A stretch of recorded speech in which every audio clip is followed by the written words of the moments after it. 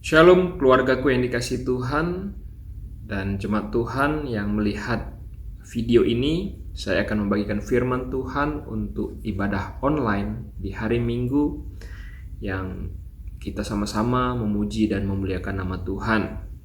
Kesempatan kali ini saya hamba Tuhan ingin membagikan kepada kita semua sebuah topik tentang pengharapan sebagai anak-anak Tuhan. Mari kita buka Roma pasal 15 ayat yang ke-13. Roma pasal 15 ayat yang ke-13 berbunyi demikian.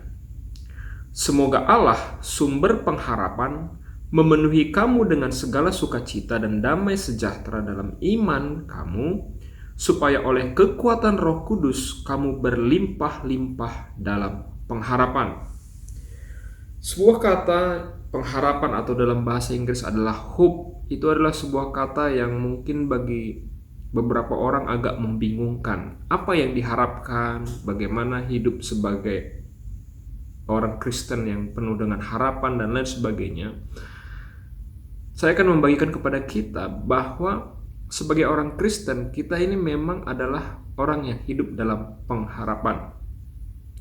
Di dalam 1 Korintus 13 ayat 13 dikatakan demikian.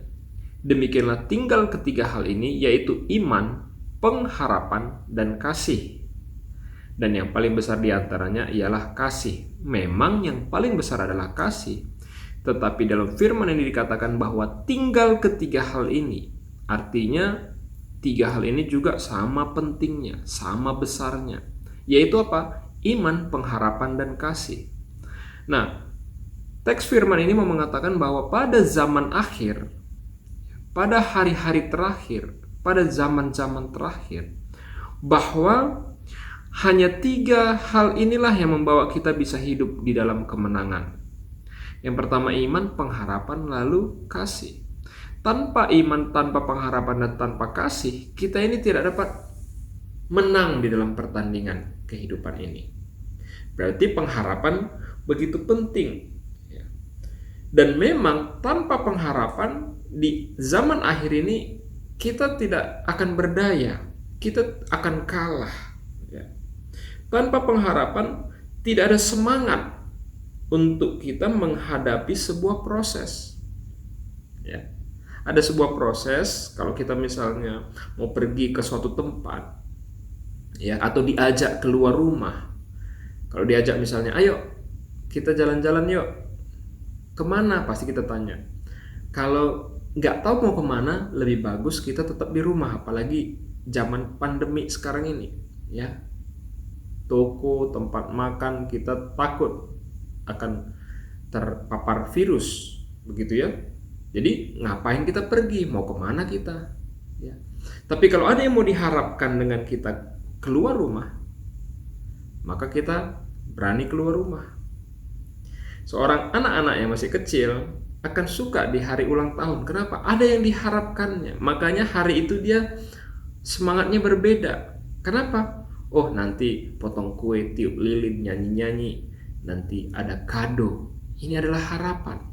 Jadi di zaman akhir ini sangat penting pengharapan. Kalau enggak kita gale, kalau enggak kita lemes. Bahkan saya tuliskan di sini, tanpa pengharapan sebenarnya tidak ada proses. Kalau nggak ada yang mau diharapkan, kita akan tetap di rumah, stay at home. Ngapain kita pergi keluar? Kalau tidak ada yang mau kita harapkan, harus pergi keluar. Nah, sebagai anak Tuhan, apa yang kita harapkan? Itu kan yang menjadi pertanyaan. Di dalam Roma 5 ayat 2 diajarkan kepada kita. Saya bacakan Roma 5 ayat 2. Oleh Dia kita juga beroleh jalan masuk oleh iman kepada kasih karunia ini. Di dalam kasih karunia ini kita berdiri dan kita bermegah dalam pengharapan akan menerima kemuliaan Allah. Akan menerima kemuliaan dari Allah. Akan ada hadiah kado dari Allah untuk kita. Inilah pengharapan kita. Apa itu? Yohanes 14 katakan Tuhan Yesus, aku kembali ke rumah Bapakku, menjadikan tempat supaya aku akan membawa kamu ke tempat tersebut. Ini kemuliaan sebagai anak-anak Allah yang akan kita dapatkan. Sewaktu kita mengingat hal ini, maka kita akan tetap semangat, maka kita akan tetap terjaga, maka kita akan tetap kuat, kita akan tetap strong. Dan kita ingat, kenapa Allah memuliakan kita? Kenapa Allah akan membawa kita kepada kemuliaan? Ingat satu hal, kita boleh percaya kepada Yesus, kita boleh menjadi orang Kristen, tetapi Allah memuliakan adalah orang-orang yang mengasihi Dia, bukan yang percaya kepada Dia saja, tetapi yang mengasihi Dia, yang senang bersama-sama dengan Dia, yang menyukai hidup. Banyak orang Kristen, banyak orang yang katanya percaya Yesus, tapi sebenarnya nggak pernah dia jatuh cinta sama Tuhan Yesus, karena masih lebih jatuh cinta kepada diri sendiri daripada kepada Tuhan Yesus. Tapi orang yang mengasihi Dia akan menerima kemuliaan Allah dan akan bermegah di dalam pengharapan. Sepenting apa pengharapan dalam hidup orang percaya? Saya catatkan beberapa hal. Yang pertama adalah melalui pengharapan maka Roh Kudus membuat kita tetap setia.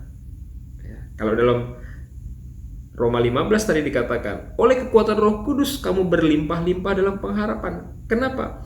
Karena dengan kekuatan Roh Kudus juga membuat kita tetap setia. Satu quote saya tuliskan di sini. Jalan di gunung akan semakin terjal. Namun kopi di puncaknya, minum kopi yang panas di puncaknya adalah sukacita.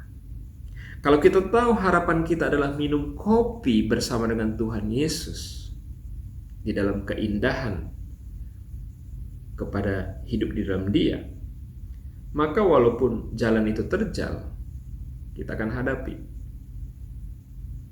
Waktu saya dulu masih kuliah, saya sering menjadi pencinta alam, naik gunung. Kita kadang-kadang mau menaik gunung itu hanya untuk melihat matahari terbit sambil minum kopi. Tapi waktu naik ke gunung itu, badai juga kita lalui, proses kita hadapi, gunung terjal kita lewati, bahkan kedinginan, kena hujan, kena badai, tapi tidak menghilangkan sukacita, dan kita akan tetap setia. Demikian juga karena ada yang mau kita harapkan, ada pengharapan di dalam kehidupan kita akan kemuliaan Allah, maka Roh Kudus akan membuat kita menjadi setia. Yang kedua, dengan pengharapan, kalau ada pengharapan, maka kita juga tidak hidup di dalam depresi. Kita akan melihat bahwa hidup ini menjadi biasa-biasa saja walaupun begitu banyak tekanan. Kenapa? Ada kok yang mau diharapkan, yang lebih hebat daripada yang ada hari ini. Dan Tuhan sudah memberitahu di dalam Roma 8 ayat 18. Sebab aku yakin bahwa penderitaan zaman sekarang ini tidak dapat dibandingkan dengan kemuliaan yang akan dinyatakan.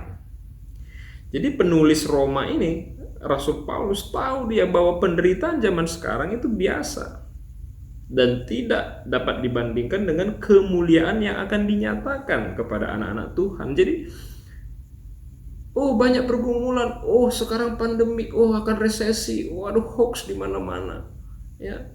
Pemerintah nggak jelas, rupiah naik turun, emas naik turun dan lain sebagainya. Ya itu memang ada penderitaannya, memang Rasul Paulus pun sudah tahu, ya Tuhan sudah tahu masalah itu, kita pun anak-anak Tuhan sudah tahu masalah itu. Karena tidak sebanding itu daripada kemuliaan yang akan dinyatakan kepada kita. Dan yang berikutnya lagi, oleh karena ada pengharapan, ada yang diharapkan, hidup dalam kemuliaan Allah, dikatakan maka kita menjadi hidup. Karena akan ada pengharapan, karena ada pengharapan maka kita menjadi hidup. Hidup di sini apa? Saya hidup kok. Hidup yang berbeda, yang namanya di dalam bahasa Yunaninya adalah zoe. Hidup yang berarti, hidup yang menjadi terang, hidup yang menjadi berkat bagi orang lain. Orang-orang yang hidup dalam pengharapan adalah orang yang benar-benar hidup. Karena apa? Tanpa pengharapan, Kalau kita nggak tahu hidup kita ini akan kemana setelah zaman kita pada saat ini, usia kita selesai, maka sebenarnya kita adalah zombie. Karena kita tidak tahu mau kemana kita akan pergi. Saya suka kisah ini. Di Gesara ada seorang gila, sudah bertahun-tahun. Bahkan dia menjadi ancaman bagi banyak orang. Ternyata di dalam firman Tuhan dinyatakan bahwa ada legion, iblis, beribu-ribu tentara iblis tinggal di dalam diri dia. Sehingga dia sangat brutal, temperamen, ya, suka ngamuk-ngamuk dan lain sebagainya. Namun suatu hari Yesus lewat. Yesus tidak bicara apa-apa. Iblis yang di dalam tubuh orang ini gentar. Dia bilang, "Hei kamu anak Allah, ini kan belum waktumu. Kenapa kau kesini?" Bahkan Tuhan diam saja. Lalu iblis itu bilang, "Biarkan aku lepas dari orang ini untuk pergi ke babi-babi itu." Orang yang terjajah sama legion, iblis legion tadi, tidak ada harapan, zombie. Tapi saudara tahu kisah itu, begitu iblisnya pergi ke babi-babi tersebut, orang itu menjadi sembuh dan sehat. Yang tadinya dia tidak berpakaian menjadi berpakaian. Dan yang menarik saudaraku, dia menjadi seorang penginjil. Dia seorang pemberita firman Tuhan. Orang yang hidup dalam pengharapan, orang yang hidup dalam pengharapan bersama Tuhan akan menjadi benar-benar hidup. Tanpa ada harapan kita tahu kita mau kemana, maka kita adalah zombie. Tapi Tuhan sudah kasih tahu kabar baiknya.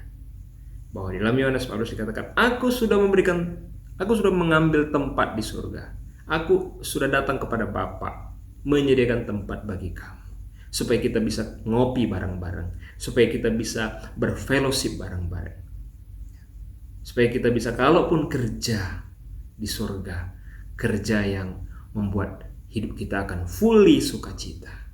Tidak ada lagi yang namanya kesulitan, hambatan yang mengada-ngada seperti hari-hari ini. Maka kita sudah belajar bahwa pengharapan membuat kita bisa tetap setia oleh bantuan Roh Kudus. Pengharapan membuat kita akan menang, tidak depresi. Dan pengharapan akan menjadikan kita semakin hidup, yaitu hidup yang berarti. Menjadi perenungan kita pada hari ini. Sering pergumulan, kita tahulah semua manusiawi, membuat kita lupa bahwa hidup yang kita lihat itu hanya sementara. Ini sementara. Ini for a while. Karena ada menunggu di belakang kita sebuah kehidupan yang kekal yang disiapkan Tuhan kepada kita. Sebenarnya kita hari ini seperti kepompong yang suatu hari akan menjadi kupu-kupu. Hari ini kita seperti bayi yang di dalam kandungan ibu kita yang suatu hari akan keluar sebagai manusia yang utuh. Kehidupan itulah yang kita tunggu. Kehidupan itulah yang akan nanti datang kepada kita. Makanya kita stay calm, tenang saja di dunia ini. Ikuti saja iramanya dan tetap punya koneksi dengan Tuhan. Yang kedua, mari kita ingat bahwa ada kopi panas yang akan kita minum bersama-sama dengan Tuhan di puncak gunungnya Tuhan. Nikmati saja kesukaran yang ada, anggaplah itu sebagai tangga untuk menuju puncak tersebut. Karena firman Tuhan tadi bilang, segala makhluk akan kesulitan. Sama saja siapapun sekarang, mau dia presiden, mau dia budak, semuanya mengalami kesulitan. Dan mari kita letakkan seluruh kehidupan kita dalam pengharapan kepada Tuhan. Tuhan bilang, kalau engkau ada di dalam aku, artinya hidup kita di dalam Tuhan. Dan kata Tuhan, kalau aku ada di dalam engkau, ini yang luar biasa. Tuhan ada dalam hidup kita, maka kita akan berbuah-buah banyak. Berarti orang yang hidup dalam pengharapan, dia bisa menjadi hidup karena Tuhan ada di dalam diri. Yeremia 29 ayat 11 katakan demikian. Sebab aku ini mengetahui rancangan-rancangan apa yang ada padaku mengenai kamu. Demikianlah firman Tuhan, yaitu rancangan damai sejahtera dan bukan rancangan kecelakaan, untuk memberikan kepadamu hari depan yang penuh pengharapan. Tuhan bekerja dalam segala hal untuk mendatangkan kebaikan kepada umat yang mengasihi Dia. Jadi Tuhan kita itu Tuhan yang bekerja. Sekali lagi saya katakan, Tuhan kita itu adalah Tuhan yang bekerja. Dia tidak akan tinggal diam. Seluruh laskar-laskar malaikat di surga datang melihat, menjaga kehidupan kita. Kenapa? Karena firman Tuhan juga mengatakan, aku akan tetap, apa yang sudah diberikan kepadaku akan tetap kupertahankan. Kalau kita menghadapi pergumulan, kesulitan pada hari-hari ini, karena kita tahu kita hidup dalam pengharapan, maka kita akan tetap kuat di dalam Tuhan. Mari kita berdoa. Bapa di surga, terima kasih Tuhan atas kebaikan-Mu.